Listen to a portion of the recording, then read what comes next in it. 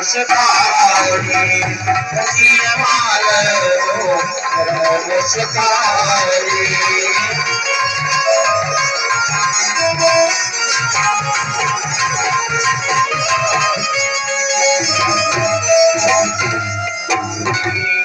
पूजन किया, माँ गौरी प्रसन्न हो गई, आशीर्वाद दे दिया। और मंदिर से जब बाहर आई तो देखा द्वारिकाधीश रथ पर खड़ी उतर करके आई, अपनी योग माया का विस्तार कर दिया। जितनी सेना थी, जितना शासन था, सब उसी जगह पर खड़े हैं, किसी को कुछ पता नहीं चल रहा है। और वहां से वो आए और रुक्मिणी जी का हाथ पकड़ा और रथ पर बिठाया, लेकर के चले। जो सैनिक खड़े थे, बराती खड़े थे, देख रहे थे, कहा वाह जोड़ी तो बड़ी सुंदर है, क्या बात है भाई, देखो ऐसा तो हमने कभी नहीं देखा है। वो योग माया।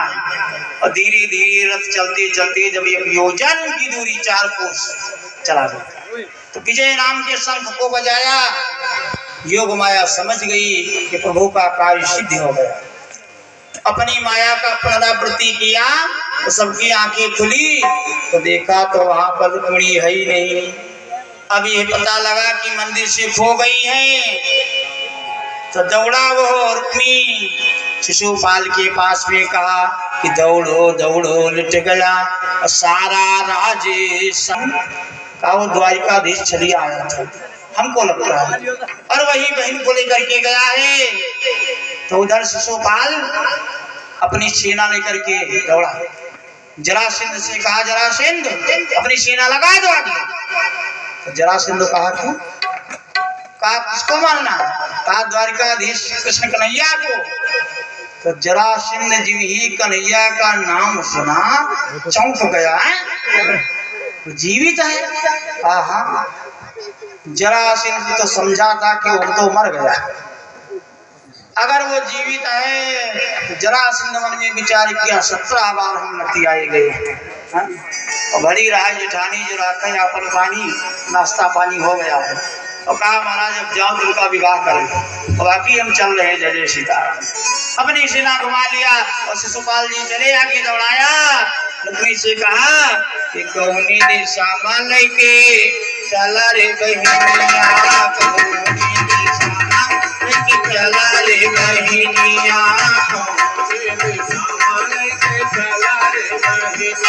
अभी ठहर ठहर नहीं तुझे खबर, नहीं तुझे खबर बलधारी की कौने दिशा में चला रे बहिनिया।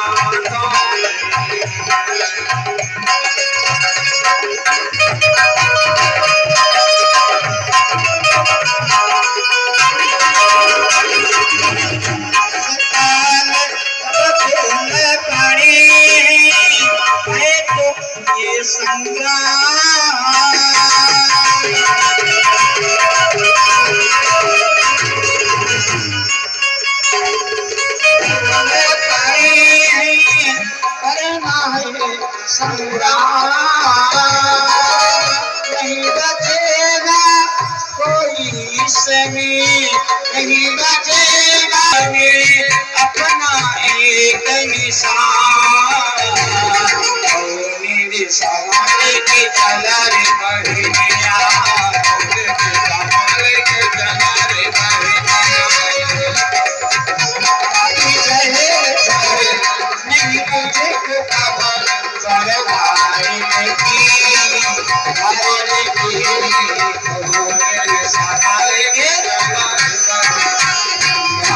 एकदम से सेना दौड़ाया और दौड़ा करके आगे से घेर लिया। जब घेरा तो नारद ऋषि गए द्वारिका में, बताया बलदाऊ जी से, भैया कन्हैया जी आ रहे थे बहू लेकर के, और वहां पर मगध देश के राजाओं ने रास्ते में घेर लिया। तो बलराम जी नारायणी सेना 56 करोड़ यादवी सेना को लेकर के पहुंचे। वहां पहुंच करके कृष्ण कन्हैया लाल से कहा, भैया तुम द्वारिका को चलो, हम इन बारातियों का स्वागत करते हैं। बलराम जी का अस्त्र शस्त्र क्या था? हल और मूसल। हल को आगे बढ़ाते, उसमें कम से कम 100-200 फंसा लेते हो तो उनका काम हल हो जाता है। उसके बाद मूसल से ऊपर से मार देते, बस भूसी अलग हो जाती, चावल अलग हो जाता है। मानो एक घड़ी में सारी सेना को परास्त कर दिया और रुक्मी को वही गधे पर बिठा करके वापस कर दिया। बोलिए वृंदावन बिहारी लाल की। अब इधर द्वारिका में स्वरूप आए, ये सूचना गई महाराज भीष्म के पास में कि भाई द्वारिकाधीश आए थे, रुक्मिणी को ले गए, बड़े प्रसन्न हुए, दान सामग्री सब कुछ लेकर के पहुंचे कि चलो हम वही कन्या दान कर देंगे।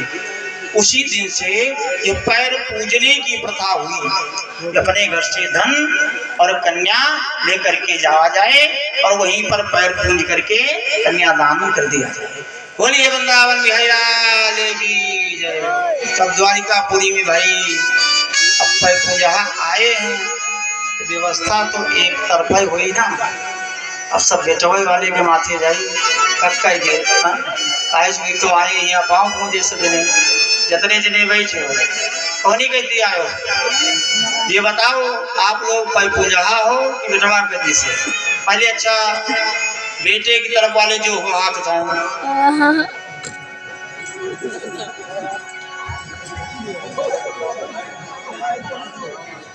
वाला वाला लाए बनाता रहता और का ये इतना बनाता है वाला गोला नहीं आता गोला। अच्छा पैर पूजने वाले कितने हैं इधर से भाई हाथ उठाओ। जय जय सीता। ये बीच वाले क्या करे यार, बहुत बढ़िया। बोलिए वृंदावन बिहारी लाल की। द्वारिका में भाई विवाह की तैयारी हो रही है, मंडप साजन ब्राह्मण बुलाए जा रहे हैं, मंगलाचरण शासन सब हो रहा है, तैयारियां भी हो रही हैं। तब तक एक मंगल गीत हो जाए और वो जो झांकी बनाया था उसको बुला लो और जजमान जी का हम संकल्प करा दें, उसके बाद फिर मंगल मुहूर्त से आरती हो।